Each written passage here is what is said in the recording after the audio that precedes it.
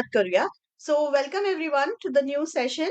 I hope सगळ्यांचा गुढीपाडवा छान गेलाय आणि सगळ्यांनी न्यू इयरची सुरुवात अशी खूप मस्त आणि खूप जोरात केली आहे. ओके.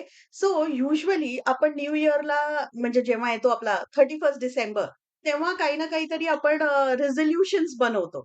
सो आपला आता गुढीपाडवा होता तर कोणी आहे इकडे ज्याने रेझोल्युशन्स बनवले की येस आता यावर्षी मी स्वतःसाठी हे स्टार्ट करीन किंवा यावर्षी मी स्वतःसाठी ते स्टार्ट करीन.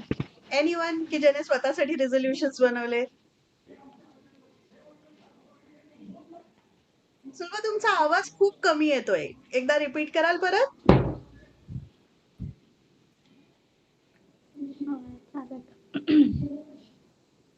हो, बनवलं जातं. कुठलं-कुठलं होऊन जातं. एक-एक तरी मध्येच कट होतं, पुन्हा रिपीट चालू होतं. ओके. अच्छा. किती जणांना आजच्या सेशनचं जरासं कुतूहल होतं, की किती जण असं हे बोलतात, "जाऊ दे आपल्याला काय?" आणि मग म्हणजे ते 2 बायकांचा तो संवाद ऐकलाय, की अर्धा तास त्या विषयावर गॉसिप होतं आणि मग नंतर एंड होतं, की "जाऊ दे आपल्याला काय?" किंवा यंग जनरेशनमध्ये टिपिकली म्हणतात ना, "हां, आय डोंट केअर" आणि मग सोडून देतात. पण ती गोष्ट तरी त्रास देत राहते. किती जणांना ॲक्चुअली काही गोष्टी आहेत ज्या लेट गो करायच्या आहेत? तुम्ही चॅट करू शकता, चॅटमध्ये टाकू शकता किंवा तुम्हाला ती गोष्ट टाकायची नाहीये, पण जस्ट तुम्हाला काही गोष्टी आहेत ज्या लेट गो करायच्या आहेत, ज्या तुम्हाला त्रास देत राहतात आणि त्या कशा सोडायच्या ते तुम्हाला कळत नाहीये. सो अशा सगळ्या गोष्टींसाठी आजचा आपला मास्टर क्लास आहे. ओके. सो दॅट काही गोष्टी आहेत ज्या खूप अनावश्यक असतात आणि त्या आपण सोडायला शिकलो पाहिजे. पण त्याआधी एक छोटासा रिकॅप. कुठल्या गोष्टी आहेत ज्या तुम्हाला त्रास देतात आणि तुम्हाला वाटतं की मला हे सोडायचंय, पण ते सोडवत नाही.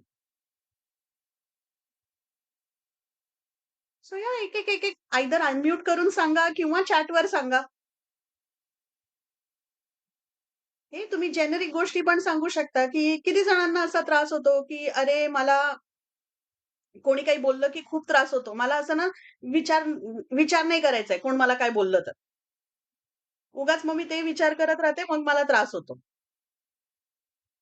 हा कॉमन चॅलेंज आहे जो आपण सगळे फेस करतो, right?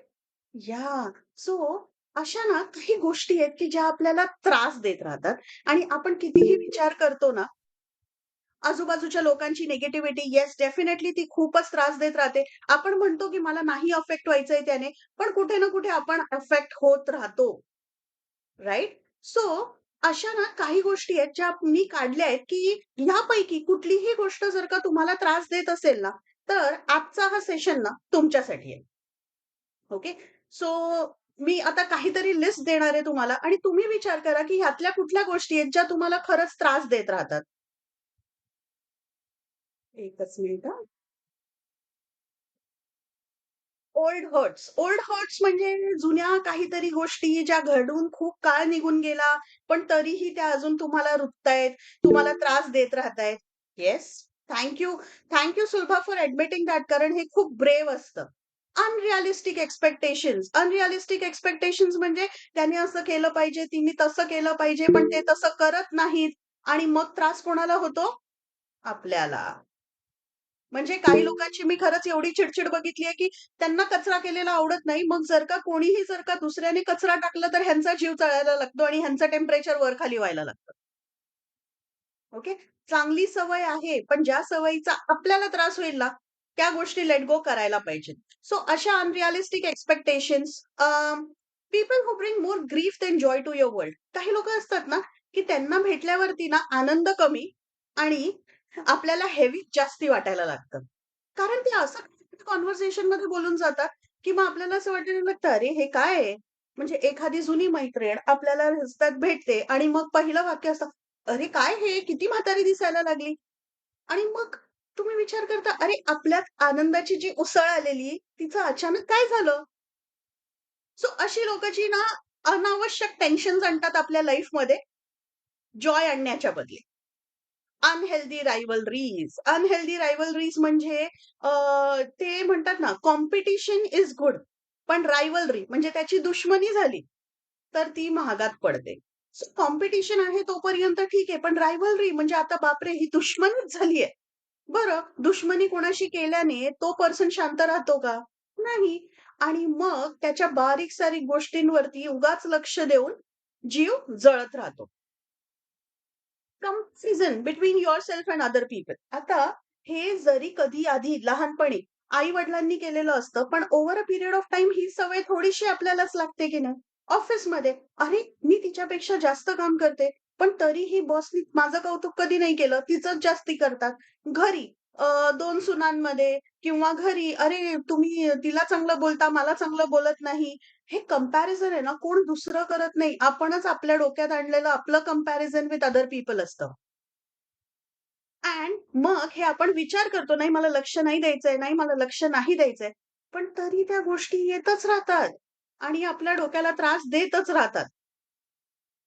Self loathing, okay. Self loathing म्हणजे काय? सेल्फ लोथिंग म्हणजे स्वतःच स्वतःला खाली पाडणं. म्हणजे अख्खं जग जेव्हा येऊन आपल्याशी भांडेल ती दुसरी गोष्ट, पण आपणच आधी स्वतःला स्वतः खाली पाडत राहतो. नाही, मला हे जमणारच नाही. मला नाही वाटत माझी एवढी कॅपॅसिटी आहे. किंवा स्वतःबद्दलच काही हेट असणं. ज्याला मराठीमध्ये ना आपण फार सिंपल शब्द आहे न्यूनगंड. ओके. स्वतःबद्दलची एक निगेटिव्ह इमेज, स्वतःबद्दलची एक कमकुवत इमेज. ओके. हे पण आपण विचार करतो, की नाही, नाही आता मला स्वतःवर प्रेम करायचंय. You know most of the Times ना थोडंसं आपण अशा सेशन्स वगैरे अटेंड केलं ना, की त्यामध्ये सेल्फ लव्ह खूप सांगितलं जातं, की स्वतःवर लक्ष द्या, स्वतःकडे लक्ष द्या. आपण हे ना प्रयत्न पण करतो करायचा. पण नेमकं करायला लागलं ना, तरी चॅलेंजेस येतात. नाही यार, मला हे जमतच नाहीये. माझ्यात हे चांगलंच नाहीये. मी नेहमी हेच होते. आणि ते लास्ट सेशन्समध्ये आपल्याबरोबर अंकितानी पण काही शेअर केलं. मला ना सकाळी उठताच येत नाही. हेच होत नाही. माझं असंच होतं. हे दुसरा कोणाचे परसेप्शन्स नसतात. हे आपलेच परसेप्शन्स असतात आपल्याबद्दल आणि ह्याने आपण स्वतःलाच हेट करत असतो.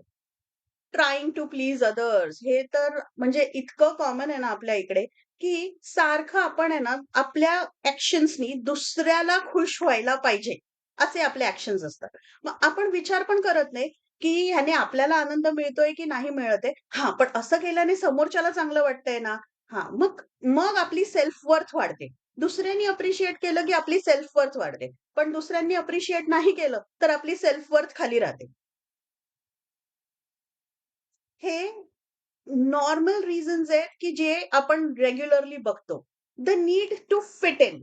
Okay. The need to fit in is की जेव्हा आपण एखाद्या ऑफिसमध्ये जातो किंवा आपण एखाद्या ग्रुपमध्ये जातो. वेलकम ज्योती मॅम. तेव्हा ना आपण 4 चौघांमध्ये मिसळण्याचा प्रयत्न करतो. पण कधी-कधी हे मिसळणं एवढं जास्त होतं, की आपण स्वतःला काय हवंय ते बोलतच नाही. Right? So the need to fit in ना हे खूप अफेक्ट करतं आपल्याला, की नाही, नाही आपल्याला सगळ्यांच्या ओपिनियन सारखंच बोलायचंय. आपलं मत फार वेगळं आहे, तर आपल्याला ते मांडायचं नाहीये. किंवा दुसरे असं म्हणतायत, तर आपलं मत जर का त्याच्या अगेन्स्ट आहे, तर नको आपण शांत राहूया. आपण हे नको करूया. And then the idea that you have value only if you are doing something. Okay. हे ना रिटायरमेंटला आलेल्या लोकांच्या एजमध्ये आहे ना, हे खूप बघता येतं, की त्यांना असं वाटतं, की ते लोकं काही करतायत तोपर्यंत त्यांना व्हॅल्यू आहे आणि मग असं मूव्हीजमध्ये किंवा तुम्ही तुमच्या आसपास हे डायलॉग्स ऐकले असतील. "हो, आता काय? आता मी कमवत नाही ना, म्हणून आता काय, आता मी कमवत नाही, म्हणून मग माझी काही व्हॅल्यू नाही."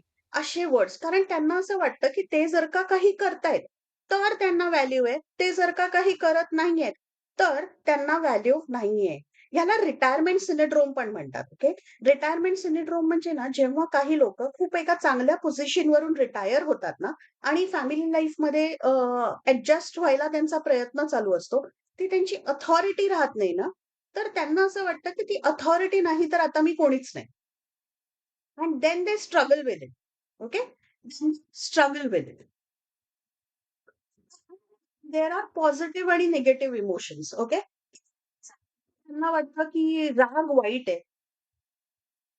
माझा ना एकच प्रॉब्लेम आहे. मला ना खूप राग आहे. कारण युजुअली ना आपण राग या इमोशनला ना निगेटिव्ह इमोशन म्हणून बघतो. सो अशी परिस्थिती आहे, की आपण आपल्या इमोशन्समध्ये पण वाटे केले आहेत, की हे पॉझिटिव्ह इमोशन आहे, असंच नेहमी वाटलं पाहिजे आणि हे निगेटिव्ह इमोशन आहे. मग त्यामुळे जेव्हा आपण आहे ना, तो इमोशन फील करतो ना, तेव्हा सुद्धा आपण निगेटिव्ह फील करायला लागतो, की "अरे नाही, नाही मला राग आलाच कसा? मी असं ओरडलोच कसा? मी अशी ओरडलीच कशी?" कारण डोक्यात कुठेतरी आपण बांधून ठेवलंय. राग हा निगेटिव्ह इमोशन आहे. ओके. किंवा स्वतःच्या शंका मांडणं. ओके. शंका मांडणं म्हणजे निगेटिव्ह इमोशन आहे. सो इमोशनला जेव्हा तुम्ही लेबल लावता ना, की हे पॉझिटिव्ह, हे निगेटिव्ह आणि तुम्ही एखादा निगेटिव्ह इमोशन एक्सपिरियन्स करता, आपोआप तुम्ही त्या ह्याच्यात जाता, की नाही, नाही, अरे हे काहीतरी रॉंग चाललंय माझ्याबरोबर. किती जणांना हे वाटतं, की आपल्यावर कोण प्रेम करतं ना, तरच आपण वर्थफुल आहोत. किती जणांना हे वाटतं? It's very deep. Please think about it, की किती वेळा तुम्ही हे अनुभवता, की मला जर माझ्यावर कोणी प्रेम करतंय तरच मी वर्थफुल आहे. नाहीतर मी नाहीये. याला ना थोड्याशा आपल्या काही थॉट्सचा दुजोरा पण आहे, की ते म्हणतात ना, तुम्ही मेल्यावरती किती लोकं तुमच्या अंत्ययात्रेला येतात. त्यावरून समजायचं, की तुम्ही कसं लाईफ जगलात हे ते. सो बेसिकली ह्या सगळ्या गोष्टी आहेत ना, आपल्याला कंपल करतात, की जर का आपल्यावर कोण प्रेम करतंय, तरच आपण वर्थफुल आहोत. आपल्यावर कोण प्रेम करत नाहीये, तर आपण वर्थफुल नाही आहोत. अँड त्यामुळे जेव्हा कोणी आपल्या आसपास आपल्याला लव्ह फील होत नाही ना, तेव्हा आपण स्वतःवर पण प्रेम करू शकत नाही. Okay. Desire change needs to be more like you. इथे असणाऱ्या सगळ्या आयांना हा 12वा मेसेज डेडिकेटेड आहे. हे असं केलं पाहिजे, ते तसं केलं पाहिजे, हे असं झालं पाहिजे. आमच्याकडे येणारे मॅक्सिमम काउन्सिलिंग्स हे याच डिझायर मधून आलेले असतात किंवा रिलेशनशिप काउन्सिलिंग हे याच डिझायर मधून आलेले असतात, की ह्याने असं वागलं पाहिजे, त्याने तसं वागलं पाहिजे, हे असं करत नाही, तुमच्याप्रमाणे वागवणं. Obsessions about unrequited love and unrealized love. Okay. म्हणजे तुम्हाला जे प्रेम आपण म्हणतो ना, मी एवढं केलं पण मला परत काय मिळालं? राइट? कितीतरी जणांना हे दुःख खात असतं, की मी एवढं प्रेम केलं, मी त्याला एवढं काही दिलं, मी तिच्यासाठी एवढं काही केलं आणि मला काय मिळालं? आणि हे फीलिंग आहे ना, मग हे फीलिंग लेट गो करता येत नाही. Unrealistic life goals. ओके. ते आजकाल मोटिव्हेशन गुरुज आणि हे ते सांगतात, मोठी स्वप्न बघा, मोठं हे करा, मोठं ते करा आणि मग काही लोकं अनरिअलिस्टिक लाईफ गोल्स तर ठेवतात. पण जर का आहे ना, त्यांनी तेवढी मेहनत घेतली नाही किंवा रादर मेहनत असतं, तेवढं पाणी नाही. काय होतं माहितीये, अनरिअलिस्टिक लाईफ गोल्सच्या मागे ते धावत राहतात, धावत राहतात आणि त्यांच्याकडून ते सुटतच नाही. रिअलिस्टिक गोल्स म्हणजे मोठे गोल्स डेफिनेटली असावे. इव्हन आय वुल्ड सजेस्ट की लाईफमध्ये ना तुमच्यापेक्षा मोठे गोल्स ठेवा म्हणजे तुम्ही त्याच्या जवळपास तरी पोहोचाल. हाउएव्हर त्याच्याबरोबर तेवढंच स्ट्राँग प्लॅनिंग सुद्धा गरजेचं आहे. म्हणजे आज जर का मी गोल ठेवला ना, की मला 2 वर्षामध्ये 10 करोड रुपये पाहिजेत, तर हा अनरिअलिस्टिक नाहीये. पण मी जर का त्यावरती ॲक्शनच घेतली नाही, त्यासाठी मी काही नवीन स्किल्स लर्न केले नाही, काही नवीन गोष्टी केल्या नाही, मी जे वर्षानुवर्ष करत आले तेच करत राहिलं, तर ते लाईफ गोल अचीव्ह होईल का? नाही होणार ना, कारण मी ज्या मार्गाने करत राहिली तोपर्यंत जर का ते गोल अचीव्ह नाही झालंय, मग अनरिअलिस्टिक लाईफ गोल मी जे करत होते त्याच मेथड्सनी नाही होणार आहे पूर्ण. Being overly Wien. ओके. आता हे कोणाबरोबर होतं माहितीये का being overly Wien? Being overly Wien म्हणजे अ, स्वतःच्या बॉडीमधले इम्परफेक्शन्स आहेत ना, जे एक्सेप्ट नाही करू शकत. म्हणजे हे तुम्ही जर का पेज 3 सेलिब्रिटीजमध्ये वगैरे बघता ना, की त्यांचं सगळं आपल्याला दिसायला ते फार सुंदर वाटतात, पण तरीही त्यांना त्यांची नोज सर्जरी करायची असते, त्यांना त्यांची लिप सर्जरी करायची असते, त्यांना काहीतरी करून हवं असतं. सो बेसिकली कॉस्मेटिक गोष्टींकडे एवढं जास्त ऑब्सेशन, की छोटे-छोटे इम्परफेक्शन्स ना ते लेट गो करूच देऊ शकत नाहीत. Aversion to life changes. Aversion to life changes is की लाईफमध्ये गोष्टी बदलणार. ओके. आणि तुम्ही जर का ते म्हणतात ना, निसर्गाचा एकच नियम आहे बदल.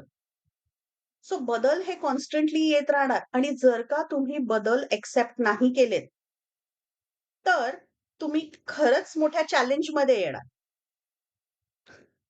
काहींचं when you can't let go is in the form of hoarding.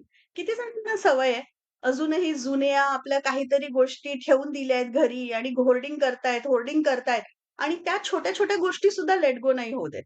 माझं एक होतं, की माझ्याकडे ना थोडे वर्ष आधीपर्यंत एक माझी कॉलेजची जीन्स होती आणि मला कुठेतरी असं होतं, की मला माझ्या कॉलेजच्या जीन्समध्ये परत फिट व्हायचंय. ओके. आणि म्हणून ती इतकी वर्ष मी ती जीन्स सांभाळून ठेवली, इतकी वर्ष सांभाळून ठेवली आणि नेहमी पण ती जीन्स बघितली ना, की डिप्रेशन यायचं. अरे बाबा, अजून कधी होणार आपण? अजून कधी होणार? So at one point of time त्या गोष्टीचा आनंद घेण्याच्या ऐवजी ना, त्या गोष्टीचं दुःखच जास्ती वाटत होतं आणि कळत होतं, की हे टाईम आहे की नाही, हे कशाला अननेसेसरी म्हणजे आपण आहे ना स्वतःला त्या गोष्टीमध्ये ढकलतोय. पण अशा बऱ्याचशा होड केलेल्या गोष्टी असतात. ओके, की हे नको राहू दे, नंतर कधीतरी कामी येईल. हे नको लागेल, नको लागेल आणि आपल्याला जुन्या गोष्टींना लेट गो करता येत नाही.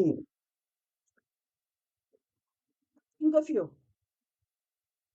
हे तर मला सगळ्यांच्या बाबतीत माहिती आहे. मी तुम्हाला सगळ्यांना मोर ऑर लेस पर्सनली ओळखते. त्यामुळे I am very sure I have seen this tendency. Okay. The past आणि फिअर, भीती. भीती पण सोडायची असते, सोडायची असते. आणि कशी सोडू हे कळत नसतं. म्हणजे कितीतरी जणांना कोणाला मांजरीची भीती आहे, कोणाला कुत्र्याची भीती आहे, कोणाला हाईट्सची भीती आहे, कोणाला स्पीडची भीती आहे, कोणाला पाण्याची भीती आहे, कोणाला अंधाराची भीती आहे. ह्या सगळ्या भीती आहे ना, आपण आपल्यात जपून ठेवलेल्या असतात. आपल्याला कळतं की या सोडायच्या आहेत, पण त्या सोडवत नाही. सो मला सांगा, जर का ब्रेनमध्ये ह्या सगळ्या गोष्टी क्राउडेड आहेत, ओके. या सगळ्या गोष्टी क्राउडेड आहेत, तर तुम्हाला खरंच असं दिलखुलास जगता येईल का? अगदी दिलखुलास जगता येईल का? आणि तुमचे इथे कोणीही आहे ना, त्यांचे ह्याच्याहून 5 किंवा 5 पेक्षा जास्त गोष्टी आहेत का? 5 पेक्षा कमी असतील ना, तर मी म्हणेन की ओके, तुम्ही छान मॅनेज करताय. ओके. तुम्ही छान मॅनेज करताय असं मी म्हणेन. पण जर का ह्या रिझन्स पैकी जर का कुठलंही तुमच्या लाईफला अफेक्ट करतंय ना, तर आणि त्या 5 पेक्षा जास्त आहेत, तर तुम्हाला नंतर पुढचं सेशन हे खूप-खूप म्हणजे ऐकलंच पाहिजे. सो टेल मी इथे कोणी आहे का, की ज्याला हे 5 पेक्षा कमी आहेत and they are good with their life?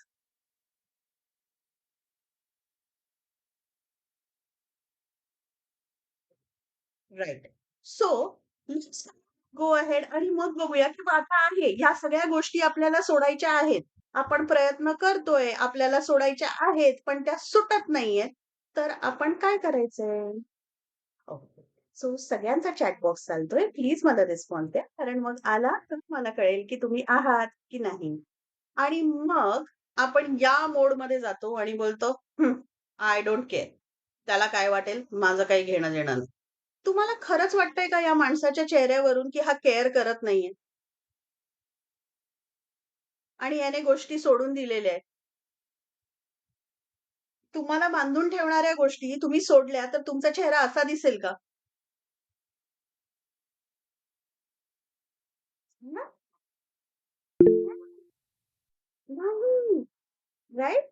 अजिबात असं दिसणार नाही. तुम्ही जर का खरंच तुमच्या बांधून ठेवलेल्या गोष्टी आहेत ना, त्या तुम्ही सोडल्या, तर तुम्ही एकदम स्मायलिंग, दिलखुलास जगाल. तुम्हाला खरंच टेन्शन सगळे गेल्यासारखे, लाईट झाल्यासारखं वाटेल. पण आपण आपल्या उडीतच असतो. बोलतात, मला फरक पडत नाही. म्हणजे आपण हे बोलतोय, "जाऊ दे, मला काय? मला काय घेणं-देणंच नाहीये त्या लोकांशी. मी ना आता त्यांच्याशी बोलणंच बंद करणार आहे." आणि आपण आपली बडबड चालू ठेवतो. सो ही खरी इमेज नाहीये. तुमच्यापैकी जर का कोणी बोलतंय ना, की आय डोंट केअर आणि मग नंतर असे एक्सप्रेशन्स आहेत ना सीरियस, तर यू डू केअर. तुम्ही ते सोडलेलं नाहीये. ते तुमच्या मनाला अजूनही खातंय आणि ती गोष्ट अजूनही तुम्हाला त्रास देतेय. सो जर का तुमचं आय डोंट इव्हन केअर असं असेल, तर yes you have to work on it. Okay. काय होतं लक्षात घ्या, की आपलं आहे ना आता ह्या सगळ्या गोष्टी आहे ना तुम्ही पण एक्सपिरियन्स करता, तुम्हाला माहिती आहे. तर ह्याला ना थोडंसं आपण आपल्या बॉडीमध्ये काय चेंजेस होतात किंवा थोडंसं आपण आहे ना आपल्या सायकॉलॉजीनी समजून घेऊया, की ना काय चॅलेंज होतो. युजुअली ना ह्या सगळ्या गोष्टींचा, त्या 20 गोष्टींचा जेव्हा आपल्याला स्ट्रेस होतो ना, तर आपण 4 मोड्समध्ये जातो. ओके.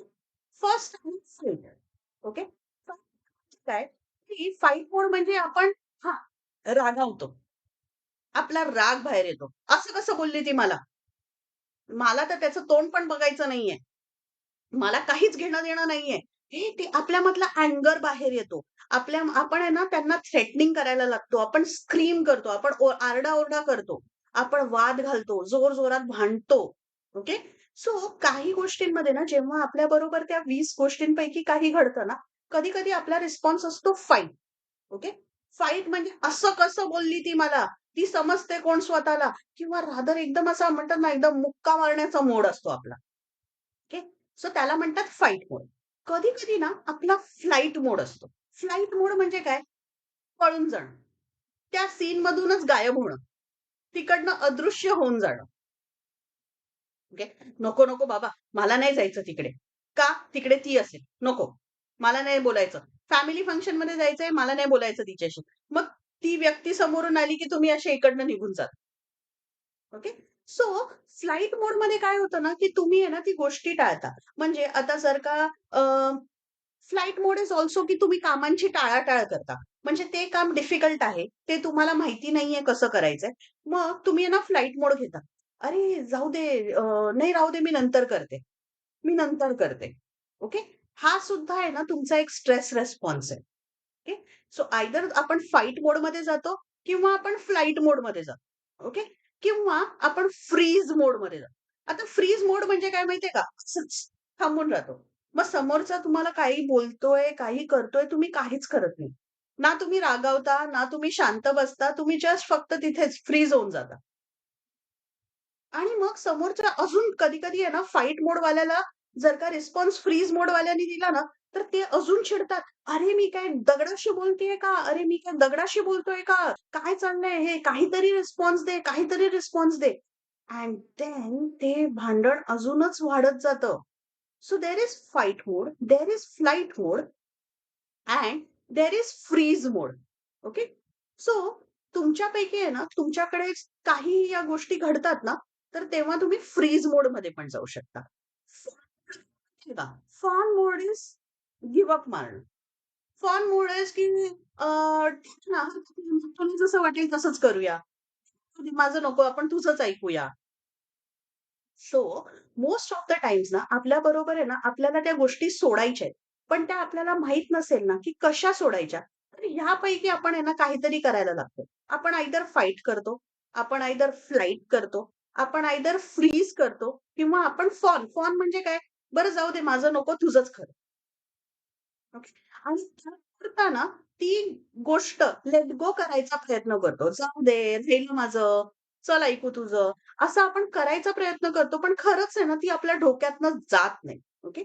सो आता स्वतःला थोडंसं अॅनलाईज करा आणि बघा, की तुम्ही काय रिस्पॉन्समध्ये युजुअली जाता? तुम्ही फाईटमध्ये जाता, फ्लाइटमध्ये जाता, फ्रीजमध्ये जाता, की फॉनमध्ये जाता? ओके. आता जे फाईटमध्ये जातात ना, त्यांच्याबद्दल एक युज्युअल परसेप्शन बनतं, की हे ना स्वतःचं म्हणणं सोडतच नाही. जाम हेकेखोर आहेत. आणि त्यांचा खराच हा चॅलेंज होतो. त्यांना स्वतःचं म्हणणं किंवा काहीही गोष्ट त्यांना लेट गो करताना खूप त्रास होतो. ओके. फ्लाइट ना, फ्लाइटवाले आहे ना, अदृश्य होऊन जातात. अदृश्य होऊन जातात म्हणजे काय? गुडूप होऊन जातात. त्यांच्याबरोबर अशा काही गोष्टी येतात, की ज्या त्यांना सोडायच्या आहेत. तर ते त्या गोष्टीबद्दल बोलणं टाळतात. त्या गोष्टी करणं टाळतात आणि त्या म्हणजे ना, ते काहीही कारणं काढतील, पण त्या गोष्टीला सामोरे जात नाहीत. फ्रीजवाले आहे ना, काहीच करत नाहीत. काही म्हणजे काही करत नाहीत. फ्रीज होऊन जातात. आणि फॉनवाले म्हणजे स्वतःची इच्छा दाबून दुसऱ्याच्या इच्छेला असं दाखवतात, "अरे, मी तुझंच ऐकतेय, हे करतेय." पण त्यांना आतनं ती गोष्ट खूप त्रास देत राहते. म्हणजे यातलं कुठलंही मी म्हणणार नाही, की हे चांगलं आहे, हे वाईट आहे. बिकॉज आपल्याला कुठल्याही इमोशनला पॉझिटिव्ह किंवा निगेटिव्हमध्ये क्लासिफाय करायचंच नाही. पण हे 4 रिस्पॉन्सेस येतात जेव्हा आपण आहे ना विचार करतो ना, मला हे सोडून द्यायचंय. तेव्हा या 4ही गोष्टींमधून आपण जातो अँड 4ही गोष्टी आपल्या मनाला त्रास देत राहतात. मग करायचं काय? ओके. मग करायचं काय? सो फाईट फ्लाइट रिस्पॉन्स सोडून आहे ना, अजून एक रिस्पॉन्स मेथड असते. ती असते rest and digest. Okay. So rest and digest म्हणजे काय होतं माहिती का? रेस्ट अँड डायजेस्ट इज तुम्हाला जी गोष्ट सोडून द्यायची आहे, ते म्हणतात ना, स्लीप ओव्हर इट. इंग्लिशमध्ये एक म्हण आहे, sleep over it. Sleep over it म्हणजे काय, की जे बोलायचंय ते आत्ता बोलू नका, आत्ता विचार करू नका. थांबा. ओके? थांबून झालं, की ती जी घटना होती, ते जे गोष्टी तुम्हाला लेट गो करायच्या आहेत, ते पहिले डायजेस्ट करा. डायजेस्ट करा म्हणजे एक्सेप्ट करा. Okay? So digest is basically accept. So rest and digest mode आहे ना, हा मोड आहे ना, जरा तुम्हाला लेट गो करायला हेल्प करतो. कारण सर्वात पहिले तर आहे ना, हा तुमच्या बॉडीला काम डाउन करतो. ओके. आधीच्या मोड्समध्ये काय होतं ना, तुम्ही जेव्हा लेट गो करायचा प्रयत्न करता, तेव्हा तुमची बॉडी ह्यापैकी कुठल्यातरी मोडमध्ये जाते. आणि ह्यापैकी कुठल्याही मोडमध्ये गेली ना, की त्याला लेट गो करणं शक्य होत नाही. ओके. आणि लेट गो करता आलं नाही, की मग प्रॉब्लेम होऊन बसतो, की आता काय करू? So the best response is always going to be की rest and digest. Okay. Rest digest म्हणजे ती गोष्ट थांबा, ठेवा तुमच्या बरोबर आणि मग ती गोष्ट तुम्हाला डायजेस्ट करणं इझी जाईल. ओके. सो आता आपण युजुअली मूव्हीज बघतो, हे बघतो. आता सगळ्यांनी ना काही मूव्हीज बघितल्यात, तर मी ना काही एक्झाम्पल्स घेते. ओके. फाईट मोड. बाहुबली बघितलाय सगळ्यांनी? बाहुबली मधला भल्लाल देव ह्या 4 पैकी कुठल्या मोडमध्ये असतो? बाहुबली मधला Bhallala Deva okay. Angry. Fight mode. तो प्रत्येक इश्यू कसा रिझॉल्व्ह करायला बघतो? फाईट मोडनी. शाब्बाश! Very good. म्हणजे आता फाईट मोड कळतोय. त्यामुळे त्या मूव्हीमध्ये प्रत्येक जागी बघा, त्याला जी गोष्ट त्याची नाहीये, ती त्याला सोडता आली का? नाही सोडता आली. राइट? सो हा असतो फाईट मोड. ओके. आता येतो फ्लाइट मोड. ओके. फ्लाइट मोड म्हणजे ज्यांना ना कन्फ्रंटेशन नाही करायचंय, तर ते ना पळून जातात. जब वी मेट मध्ये जेव्हा तिचं आणि तिच्या बॉयफ्रेंडचं करीना कपूर आणि तिच्या बॉयफ्रेंडचं तुटतं. राइट? ती जाते का घरी परत? ती नाही जात ना घरी परत. का? तिला पण माहिती असतं घरी जाईल, ती माफी मागेल, हे होईल, ते होईल, सगळं माहिती असतं. पण ती कुठल्या मूडमध्ये राहते? जब वी मेट बघितलाय ना सगळ्यांनी? येस. सो जब वी मेट मधली करीना कपूर, ओके. तिला सुद्धा ती गोष्ट सोडून द्यायची असते, की बाबा झालं आता झालं. तिचा तो बॉयफ्रेंड असतो, तो येत नाही, तिला साथ देत नाही वगैरे. पण ती काय करते? ती घरापासून लांब त्या ह्याच्यामध्येच राहते, हॉस्टेलमध्येच राहते. ती कुठल्या मोडमध्ये असते? येस. ती राहते हेल्पलाईन. फ्लाइट मोड. बरोबर. फ्लाइट मोड. तिला कळतं, की आपण घरी जाऊ शकतो. पण ती नाही जात घरी आणि ती तिथेच थांबते आणि ती प्रोकास्टिनेट करते, की नको, नाही, विथड्रॉवल, एकदम विथड्रॉन होऊन जाते. तिची पर्सनॅलिटी बदलते. पण म्हणजे काय तिने लेट गो केलं का? नाही. लेट गो नाही केलं. सो हा असतो फ्लाइट मोड. ओके. त्यानंतर येतो फ्रीज मोड. काहीच करणं. ओके. काहीच न करणं, त्या गोष्टीवर काहीच रिएक्ट न करणं, तसंच थांबून राहणं. सो ह्या पण आहे ना, म्हणजे ह्या मोडमध्ये ना तुम्ही कंप्लीटली झोन आउट होता.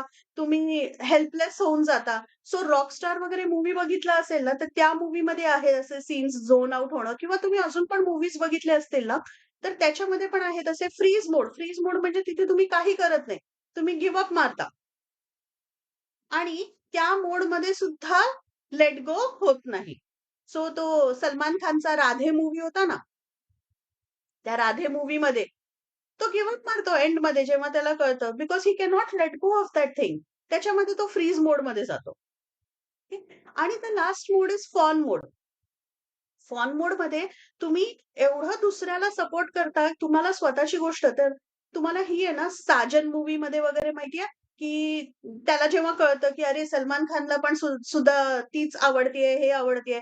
तर संजय दत्त काय करतो? संजय दत्त, "नाही, नाही तुझं होऊ दे." पीपल प्लीजिंग, की नाही त्याला मिळू दे. स्वतःचा त्याग करणं, हे करणं. सो हे सगळं काय मोड झाला? फॉन मोड झाला. पण ह्यापैकी कुठल्याही मोडमध्ये लेट गो होत नाहीत गोष्टी. लेट गो होत नाहीत आणि मग ती सल मनात राहते आणि ती सल मनात राहिली तर तुमचा मेंटल बॅलन्स बिघडणारच आहे. ओके. सो आपल्याला काय करायचंय? आपल्याला रेस्ट अँड डायजेस्ट मोडमध्ये जायचंय. ओके. रेस्ट अँड डायजेस्ट मोडमध्ये तुम्ही पहिले शांत होता आणि तुम्ही या गोष्टींचा विचार करता, ती गोष्ट एक्सेप्ट करता आणि मग तुम्ही एक रिस्पॉन्स देता. ओके. त्याला म्हणतात रेस्ट अँड डायजेस्ट मोड. आता थोडंसं आपण आहे ना सायकॉलॉजिकली समजून घेऊया, की रेस्ट अँड डायजेस्ट मोडमध्ये नेमकं होतं काय? आणि तो कधी-कधी वापरायचा. तुम्हाला आणि आपण कुठल्या मोडमध्ये असलं पाहिजे नेमकं. आता एक लाल कलरची लाईन दिसतेय, तिथे माणूस दिसतोय तो धावतोय त्याच्या मागे साप लागल्यासारखा, राइट? हा आहे तुमचा फ्लाइट फाईट मोड. ओके. हा आहे तुमचा फ्लाइट आणि फाईट मोड. ही लोकं ना नेहमी आहे ना, पटापट रिएक्शन्स देतात आणि त्यांच्या मागे ना काहीतरी लागलंय अशा रेटनी ते धावत असतात. तर आता मला सांगा कोणीही धावतंय, तर त्याच्या शरीराची कंडिशन कशी असेल? स्ट्रेस्ड आउट, घामाघूम, ब्लड प्रेशर एलिव्हेटेड, त्याच्यानंतर एकदम धड एलिव्हेटेड. ह्या लोकांचं ना लेट गो करताना पण आहे ना, हाच चॅलेंज होतो. की हे इतके पॅशनेटली अटॅच्ड असतात ना, की त्यांना ती गोष्ट लेट गो करता येत नाही. आणि मग ते धावत राहतात, धावत राहतात, धावत राहतात. सो हे अक्षरशः ते म्हणतात ना, साप मागे लागल्यासारखे धावत राहतात त्या गोष्टीपासून, पण त्यांना लेट गो जमत नाही. दुसऱ्या बाजूला ना सीसॉच्या एक माणूस दिसलाय, जो निवांत झोपलाय. ओके. निवांत झोपलाय म्हणजे काय? साप आला, मी झोपून राहतो. चावला तर बघू, नाही चावला तर बघू. Rest and digest. आता तुम्ही म्हणाल, की मी 100% of the time rest and digest मोडमध्ये जायचं का? आता तुम्ही तेच सांगा, की तुमच्या मागे जर का तुम्हाला दिसतंय समोर संकट येतंय आणि पटापट तुम्हाला रिएक्ट करायचंय आणि तुम्ही म्हणाल, की मी रेस्ट अँड डायजेस्ट मोडमध्ये आहे. सगळ्याच गोष्टींना रेस्ट अँड डायजेस्ट मोड चालेल का? नाही चालणार ना. सगळ्याच गोष्टींमध्ये रेस्ट अँड डायजेस्ट मोड नाही चालणार. मग तुम्ही कुठल्या मोडमध्ये असलं पाहिजे? तर त्याच्यामधला एक सुवर्ण मध्य काढावा लागतो. या सुवर्ण मध्यामध्ये तुम्हाला तुमचा जर का स्केल या बाजूला थोडा जात असेल, तर तुम्हाला स्वतःला करेक्ट करावं लागेल. या बाजूला जातोय, तरीही तुम्हाला स्वतःला करेक्ट करावा लागेल. आणि हा मध्यबिंदू फाइंड आउट करणं ना, हाच एक्सरसाइज आहे. ओके. अंकिता, तुझा हँड अप आहे. तुला काही शेअर करायचंय? Please go ahead. नाही, नाही. ते चुकून झालं. No issues, no issues. So आपण पूर्णपणे रेस्ट अँड डायजेस्ट मोडमध्ये पण नाही राहू शकत आणि पूर्णपणे सिम्पॅथॅटिक मोडमध्ये पण नाही राहू शकत. ओके. सो एक बॅलन्स फाइंड आउट करणं ना खूप गरजेचं आहे लेट गो करण्यासाठी. आणि हा बॅलन्स फाइंड आउट करायला आवडेल का तुम्हाला?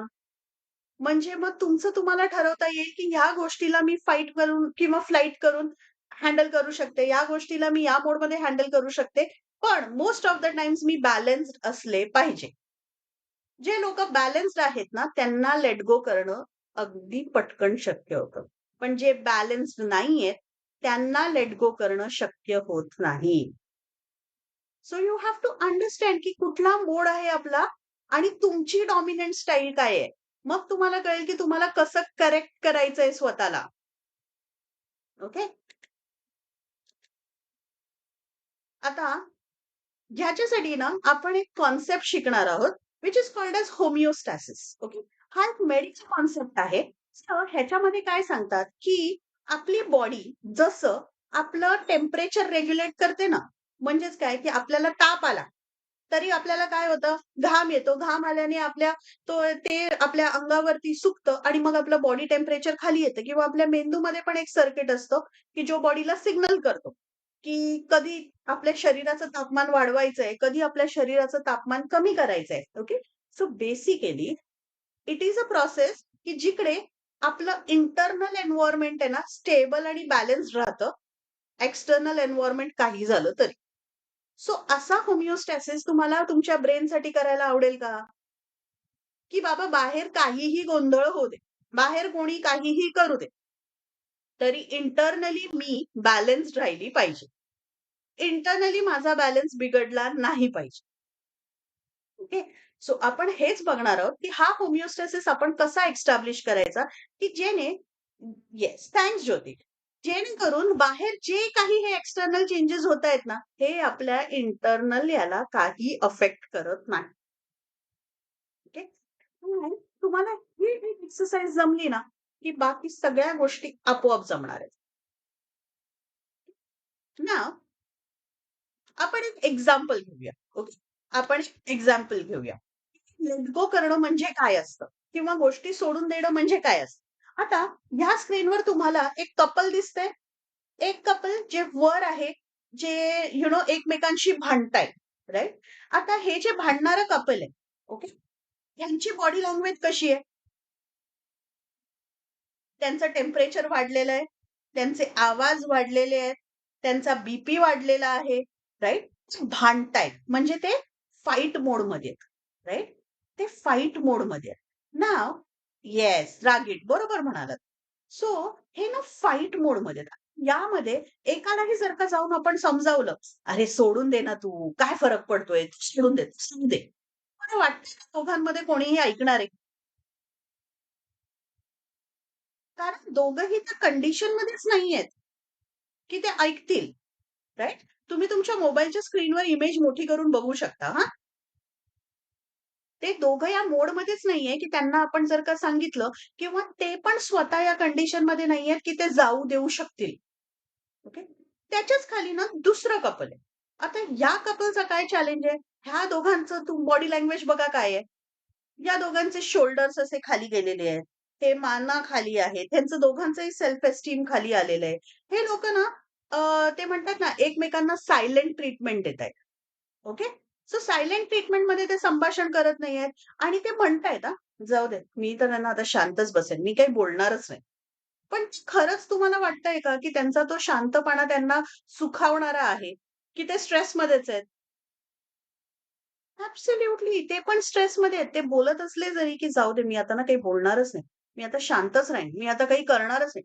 तरीही ते त्या स्ट्रेसमध्येच आहेत. ते अजिबातच रिलॅक्स नाहीयेत आणि त्यांनाही गोष्टी सोडवत नाहीयेत. मग एक आहे म्हणजे हे दोघं वरचे दोघं जे आहेत, ते साप मागे लागल्यासारखे मस्त फाईट करतायत, फ्लाइट करतायत आणि हे जे खालचे आहेत, ते निवांत पडू दे. बघू जे होईल ते होईल. आपल्याला आता काहीच करायचं नाही. ओके. या दोघांच्या मधला बॅलन्स, ओके. या दोघांच्या मधला बॅलन्स म्हणजे काय? या दोघांच्या मधला बॅलन्स म्हणजे हे लोकं दोघं जेव्हा डिस्कशन्स करतील, ओके. हे दोघं जेव्हा डिस्कशन्स करतील, तेव्हा एक सुवर्ण मध्य येईल आणि मग तेव्हा गोष्टी आहे ना सोडून देता येतील. गोष्टी अशाच सोडून देता येत नाहीत. सो होमिओस्टॅसिस म्हणजे बस तुमच्या ब्रेनमध्ये ना तुम्हाला हे अंडरस्टँड करायचंय, की तुम्ही जर का वरच्या मोडमध्ये गेलात ना, तरी तुम्हाला गोष्टी सोडून देता येणार नाहीयेत आणि तुम्ही खालच्या मोडमध्ये गेलात, की अबोला धरलात, त्या व्यक्तीला अव्हॉइड करायला लागलात किंवा तुमचे इमोशन्स अव्हॉइड करायला लागलात. जाऊ दे मी आता एवढी बिझी होऊन घेणार आहे ना, की मला या गोष्टीचा विचारच करता नाही आला पाहिजे. या मोडमध्ये गेलात, तरीही तुम्ही गोष्टी सोडून देऊ शकत नाही. ओके. सो गोष्टी सोडून द्यायच्या असतील तर सर्वात पहिले ना तुम्हाला ह्याचा एक सुवर्ण मध्य गाठावा लागेल.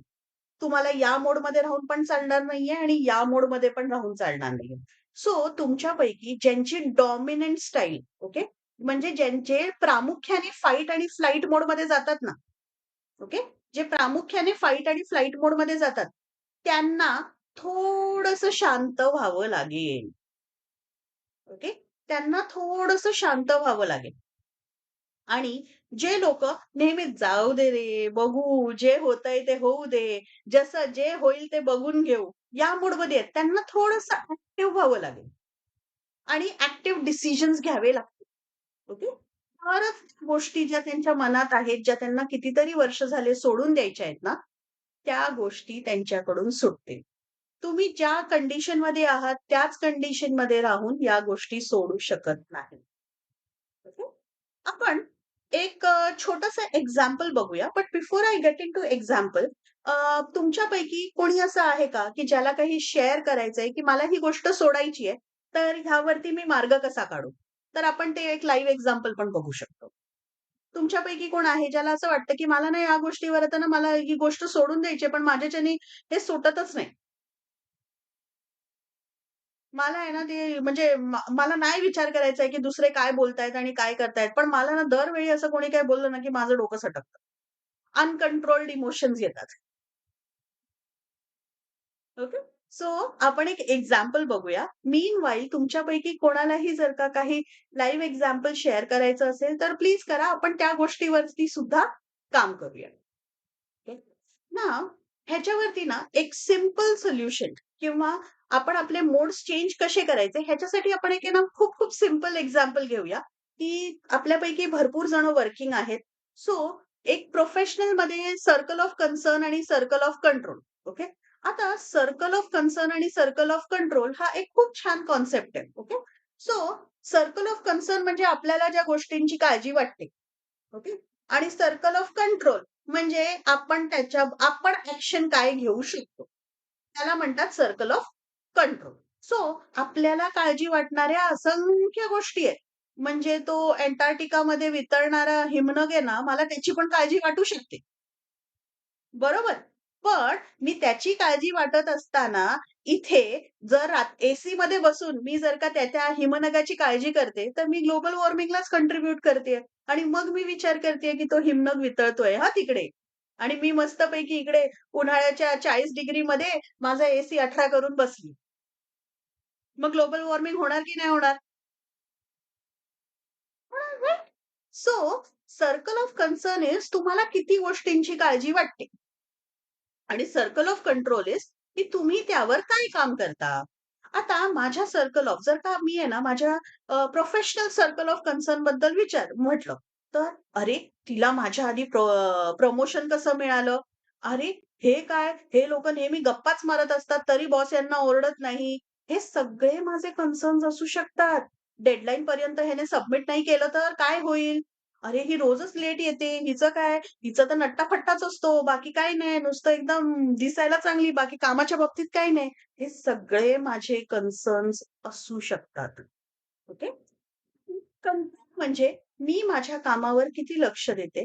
कोणी कधीही प्रेझेंटेशन देवो, मी प्रेझेंटेशन कधी रेडी केलं. ओके.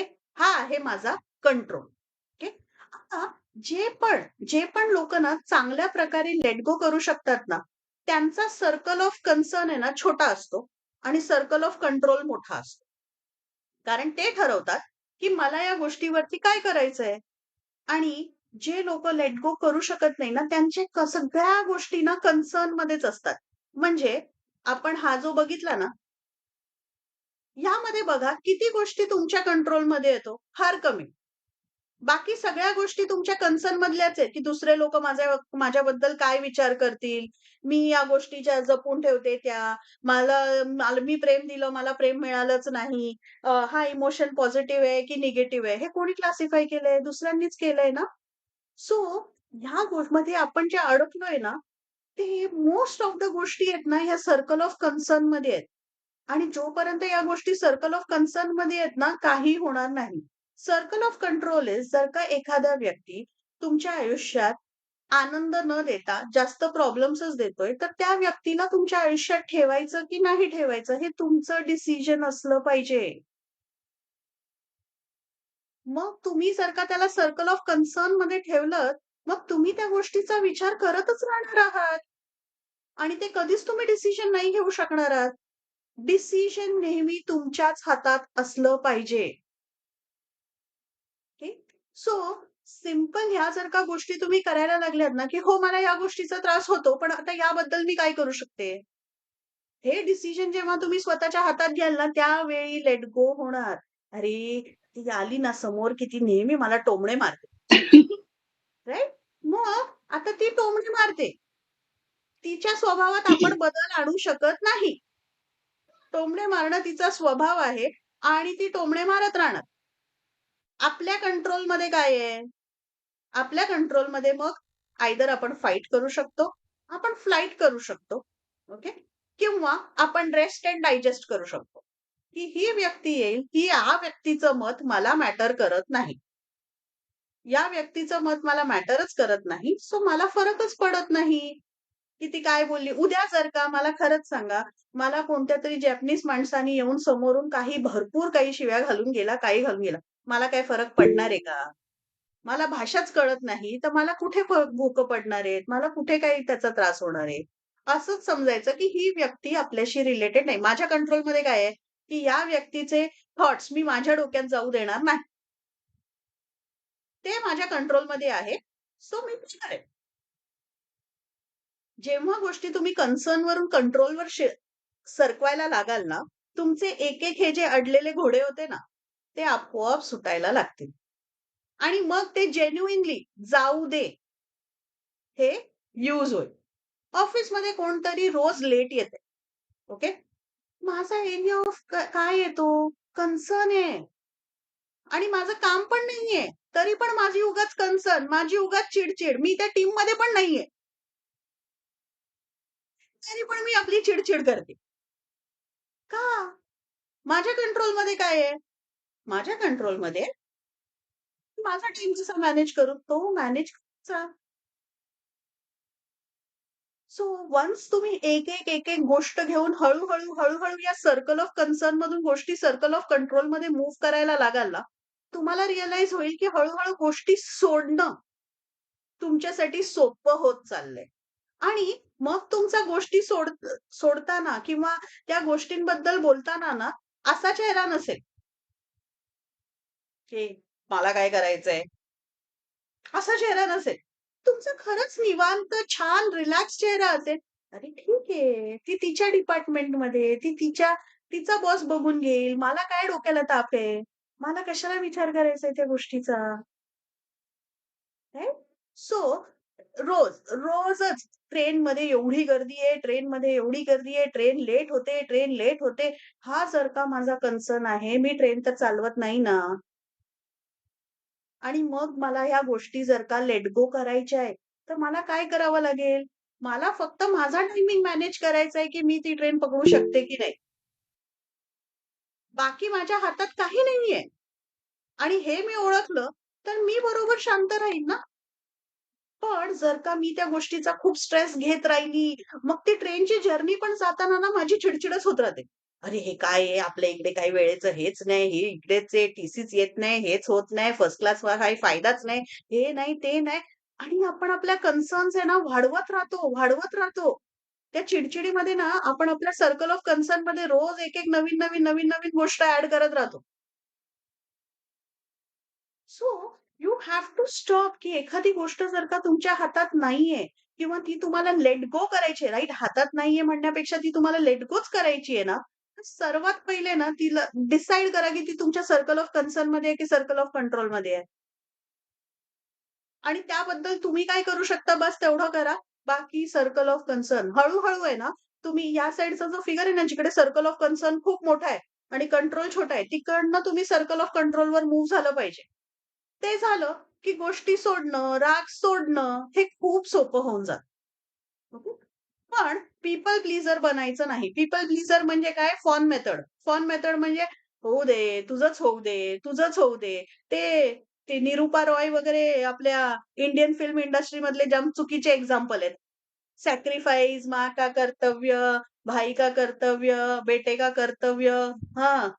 ते सगळे फॉर्म म्हणजे पीपल प्लीजिंग मेथड्स आहेत. सॅक्रिफाइसेसनी काही होत नाही. तुम्ही फक्त तुमचं हे जे लेट गो असतं ना, ते लांबवता आणि मग त्याचं फ्रस्ट्रेशन घेऊन आयुष्य काढता. मला असं करावं लागलं, मला त्यावेळी ते अवेलेबल नव्हतं, मी असं केलंय आणि आज ह्यांना कदर नाही, हे नाही, ते नाही, असे आपण आपलेच फ्रस्ट्रेशन आहे ना काढत राहतो मग. सो त्या गोष्टींमध्ये अडकायचं नाही, फॉनमध्ये पण अडकायचं नाही. सिंपल विचारायचं, की "या गोष्टीबद्दल मी काही करू शकते का?" तर करूया. जर मी या गोष्टीबद्दल काही करू नाही शकत, तर सोडून देऊ. अँड तुम्ही बघाल, की मग हळू ना तुम्हाला लेट गो करणं खूप ईझी होतं. भरपूरशी लोकं ना, जी पास्टमध्ये अडकली असतात ना, ती मला तेव्हा असं बोललेली. तिने माझ्याबरोबर असं बरोबर नाही वागली. आता ते झालंय. आपण ते बदलू शकतो का? त्यावरती आपला काहीही कंट्रोल आहे का? जी गोष्ट तेव्हा घडली आहे? नाहीच आहे ना. आणि मग आपल्या हातात ती आपल्याकडे कंट्रोलमध्ये आणण्याच्या गोष्टीच नाहीयेत, तर त्या लेट गो करा. कारण देअर इस नथिंग आपण पास्टमध्ये जाऊन त्या गोष्टी बदलू शकत नाही. राईट? आणि मग त्यावेळी आपण जर का तो पास्ट नाही बदलू शकत आहे, तो आपल्या कंट्रोलमध्ये येऊच शकत नाहीये, कन्सर्न मधल्या गोष्टी लेट गो करून टाकायच्या आहेत. पण हा एक छोटासा फिल्टर आहे. सिंपल आहे ना, ही एक्सरसाइज करायला घ्या. आजपासून आहे ना, तुम्हाला ज्या गोष्टींचा त्रास होतो, ज्या गोष्टी तुम्हाला वाटतंय ना, की तुम्हाला सोडायच्या आहेत, ओके? त्याची छोटीशी लिस्ट करा. छोटीशी. की हे माझे कन्सर्न्स आहेत. या गोष्टींवर मला काम करायचंय आणि मला ह्या लेट गो करायच्या आहेत. आणि मग त्याला सर्कल ऑफ कंट्रोलमध्ये आणायला. ओके. कंट्रोलमध्ये आणायला काय करायचंय हे बघ. जसं आता व्हेरी सिंपल माझा एक कन्सर्न आता मी जस्ट एक व्हेरी सिंपल कन्सर्न शेअर करते. माझा कन्सर्न आहे की मला कधीपासून माझं कपाट आवरायचं. हां, कधीपासून. म्हणजे ते असं एकदम योजना आहे ती. ओके. पण मी त्याला माझ्या सर्कल ऑफ कन्सर्नमध्येच ठेवते. मग काय होतं, दरवेळी काही जरा जरा काही म्हटलं, "हां, चला बसते आरामात." मग आठवतं, "अरे यार, आपण आराम काय करतोय? ते कपाट आवरायचं बाकी आहे." तर ते लेट गो पण होत नाहीये ना. मग त्याच्यावरती काय उपाय आहे? कंट्रोलमध्ये आणायला मला काय केलं पाहिजे? एक दिवस, चला आता काही नाही, मला या गोष्टीवर ॲक्शन घ्यायची आहे. ॲक्शन घेतली, झालं सर्कल ऑफ कंट्रोलमध्ये मूव्ह झालं. मग ती मला भुणभुण राहील का डोक्याला? नाही राहणार. सो सिंपल, व्हेरी सिंपल एक लिस्ट बनवा, की या माझे कन्सर्न्स आहेत, हे मला करायचे आहेत आणि हे माझं नाही नीट चाललंय, हे मला नीट करायचंय. आणि मग त्याला कंट्रोलमध्ये आणण्यासाठी काय करू शकतो? ते ठरवा. गोष्टी एक-एक करून सॉर्ट व्हायला लागतील आणि तुम्हाला ज्या गोष्टी लेट गो करायच्या आहेत ना, त्या लेट गो होतील. येस मिनल, तुम्ही हात रेज केलाय. तुम्हाला काही प्लीज गो अहेड. मला लेट गो वरती एक एक्सपिरियन्स लाईव्ह एक्सपिरियन्स शेअर करायचा आहे. Please, you please. I will love. Everyone knows that की I was in a New York. हं. न्यूयॉर्कला जायला आम्ही 2 मैत्रिणी तयार होतो. तिच्या मिस्टरांचं पण तिकीट रेडी होतं, माझ्या मिस्टरांचं पण. पण झालं काय, माझ्या मिस्टरांनी नकार दिला येण्याचा माझ्याबरोबर. तर तो म्हणाला, शिरीष तिचा नवरा, तर शिरीष म्हणाला, "तो तिचे मिस्टर पण नाही तर मी नाही येणार आणि मला मीटिंग वगैरे आहे." तर आम्ही दोघी सर्कल ऑफ कन्सर्नमध्ये अडकून पडलो. आणि हं. विचार केला सगळं काय. मग मुलींशी पण बोललो आम्ही न्यूयॉर्कला हां. आणि माझ्या मैत्रिणीला मी शिकवलं की लेट गो काय असतं. आणि मग तिला हं. सर्कल ऑफ कंट्रोल आपल्या हातात नाही ना, मग आपण निघूया. चल, आपण निघायचं. That's it. आम्ही 6 बॅगा घेऊन न्यूयॉर्कच्या एअरपोर्टला होतो. नेवारचं तिकीट होतं, पण आम्ही न्यूयॉर्कला गेलो बिकॉज ऑफ अवर स्टाफ. आमचे जे कमांडर होते त्यांनी आम्हाला हेल्प केली, की ते फ्लाइट फुल आहे, या फ्लाइटने जायचं. जेव्हा हां. मी कन्सर्न वरून कंट्रोलमध्ये आले आणि माझा मार्ग इझी झाला madam. And absolutely. because of this happened only stop it. I'm telling you. I'm all 100% giving to bottom of my love to Swabet. If I not did that Swabet, स्वतःला मी भेटली नसते तर हे कन्सर्न आणि control हे मी शिकलेच नसते. आणि त्याच्याबरोबर माझी मैत्रिणी शिकली आणि आम्ही त्या 2 मैत्रिणीला भेटलो. त्याच्यानंतर तिथे राहून मी सोबेटचं सेशन अटेंड केलं होतं. That is the Oh, that's cherry of wonderful. Blossom. एखाद्या केकवरती चेरी असावी तसा तो मला आयुष्यातला अनुभव मी एन्जॉय केला madam. Thank you very much. Thank you so part much of my Minal. Life. I am really so happy ना, की तुम्ही ते केलंत. आता मला खरंच सांगा सगळ्यांनी, की जर का मिनलनी आणि तिच्या मैत्रिणीने डिसाईड केलं असतं, की कन्सर्नमध्येच राहून फ्रीज झाल्या असत्या, की नको राहू दे किंवा प्लीजिंग मोडमध्ये गेल्या असत्या, नको आपण नाही जायचं. त्या राहून सुद्धा खुश राहिल्या असत्या का? नाही, रोज नवऱ्याला नाही. एक टॉट तरी दिलाच असता. "ए, तुझ्या मैत्रिणी गेल्या नाही, काय तू असं करतो?" हे ते. म्हणजेच काय होणार मग? मग कुठे ना कुठे ते फाईट किंवा फ्लाइट मोडमध्ये जाणार, राइट? दादा. त्यापेक्षा येस. आज त्याच गोष्टीला शेअर करताना ती किती आनंदी आहे, yes. Right? I am really happy. I am moving life next. Yes. तुझे थँक यू शेअरिंग्स स्मिता असे मॅम. नेहमी इंटरेस्टिंग असतात. Abhishek, Aditi. Yes. Thank you. Because of I met myself. Yes. So साठी नंतर हे आयुष्य देणं ना, that is the gift of my life. Thank thank you you. Smita. You are thank really you Aditi. Inspiring Minal. Thank you so much. Yes. Thank you. Thank you सोबेट. Salute. So this is what it is. So आजपासून फक्त एवढ्या गोष्टी करा आणि मग let go आहे ना, एवढं सिंपल होऊन जाईल. रिअली. आणि मग कुठलीही गोष्ट आहे ना, जरी त्रास देत राहिली, तरी तुम्हाला त्या त्रासाला कसं सॉल्व्ह करायचंय हे माहिती असेल. आणि मग जर का तुम्हाला माहिती आहे, की त्या त्रासाला कसं सॉल्व्ह करायचं, तर ती गोष्ट पुढे तुम्हाला त्रास देत राहणार नाही.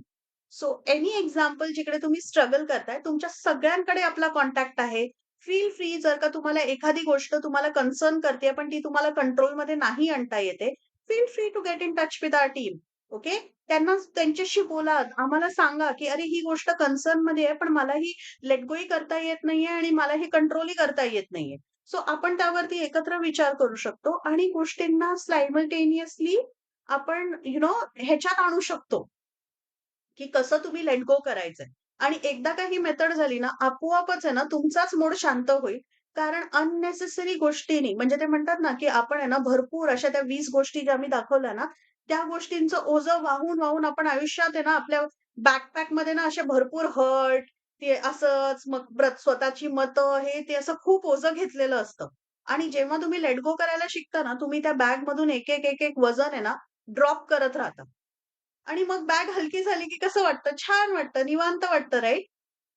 आणि मग जागा होते ना बॅगेमध्ये नवीन एक्सपिरियन्सेस घ्यायला. नाहीतर काय होतं, आपण आपल्या जुन्या एक्सपिरियन्सेसमध्ये इतके अडकून राहतो, की नवीन एक्सपिरियन्सेस अनुभवायला आपल्याकडे जागाच नसते. आपल्याकडे कॅपॅसिटीच नसते. आणि आपण आपले तेच मग मतं बनवून घेतो, की हे असंच आहे, ते तसंच आहे. सो नवीन गोष्टींना तुमच्या लाईफमध्ये यायला पहिले जुना क्लटर काढावा लागेल ना. So let go of this old things and you will see that एकदम ब्युटिफुली तुमचं लाईफ कम अप होतंय. सो येस, मी आता फोरम ओपन करते. कोणाला काहीही डाउट्स आहेत, कोणाला काही शेअरिंग्स करायचे आहेत, मिनल सारखे किंवा अजून काही किंवा एनी कन्सर्न्स, काही गोष्ट समजली नाहीये, तर प्लीज सांगा. आपण त्यावरती डिस्कशन करू. Yes, anyone? कोणाच्याही काहीही क्वेरीज?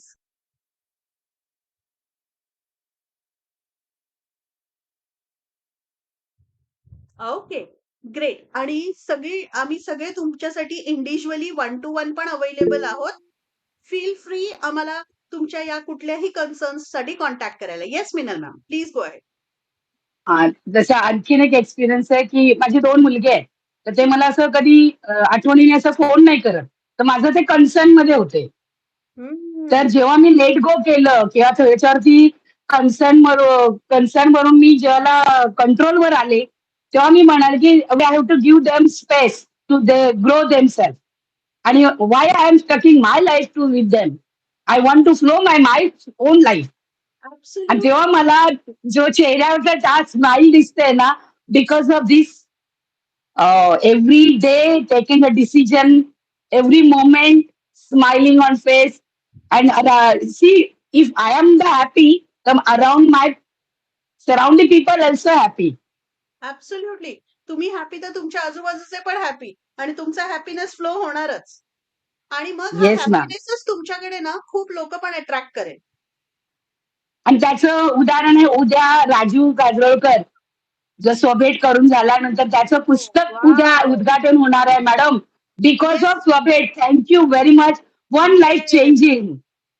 हे it is one family. In fact आज मी इनफॅक्ट सगळ्यांना त्याच्यासाठी इन्व्हाइटच करणार होते, की 14 येस. तारखेला संडेला ठाण्याला आपल्या संडे. एका स्टारचा राजेंद्र कजरोलकर येस. त्याचं पुस्तक प्रदर्शन आहे. तुम्ही सगळे इन्व्हाइटेड आहात. आपण आपल्या ग्रुपमध्ये पण त्याचं इन्व्हाइट शेअर केलेलं आहे. सो त्याने पण आहे ना स्वतःच्या काही गोष्टी लेट गो करून आहे ना तो मस्तपैकी या स्टेजला आलाय, की आता त्याला कविता करायचा छंद होता, पण त्याचं पुस्तक बनेल किंवा मी इतक्या येस. लेव्हलला जाईन हे थॉट्स नव्हते. त्याने जुने थॉट्स नव्हतं. सोडले. तेव्हा या नवीन थॉट्सच्या जागा बनल्या आणि नुसत्या जागा येस. नाही बनल्या, त्याचं ऍक्च्युअली पुस्तक प्रकाशन सोहळा आहे. सो ती आमच्यासाठी yes. Very, very proud movement आहे, की येस फायनली ती मॅम. जागा करू. Yes. Thanks, thanks Oh, Minal. Aditi, thank you very much. Yes. So She's changing life. It is very, very म्हणजे असे इम्पॅक्ट होऊ शकतात आपल्यावर जेव्हा Yes. ओल्ड गोष्टी आपण सोडून नवीन गोष्टींना. अदिती, तू अनम्यूट नवीन केलेलं, गोष्ट. तुला काही शेअर करायचंय? Please unmute. Yes, yes. नाही नाही, थँक्यू बोलत होती. ऍक्च्युली ट्रॅव्हल करते म्हणून मी भेट वाटलं. ओके. तर not even I am happy for him and